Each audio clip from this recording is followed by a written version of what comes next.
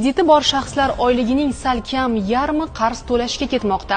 Ko'pchilikning halovatini o'g'irlagan kredit mavzusi yana diqqat markazimizda. Markaziy bank kreditlar maoshning yarmini olayotgani va aholi qarz to'la olmay qolishidan xavotir bildirmoqda. Bu yuk moliyaviy barqarorlikka tahdid solishi mumkinligi ta'kidlanmoqda. O'tgan 2024-yilda O'zbekiston aholisining umumiy qarz yuki, ya'ni oylik daromadiga nisbatan kredit miqdori o'rtacha 34% ni tashkil etdi. Bankdan qarz olganlarning ko'pchiligi oyligining yarmini kredit to'lashga sarflamoqda. Mazkur toifadagi odamlar qarzlari umumiy kreditlarning 40% ga teng. Afsuski, mamlakatda muammoli kreditlar ulushining ortib borishi jiddiy moliyaviy xatar sifatida ko'rilmoqda. Tahlillarga ko'ra, iqtisodiyotda inflyatsiya o'sishi, ishsizlikning oshishi yoki real ish haqi pasayishi banklar uchun xavfli bo'lishi mumkin.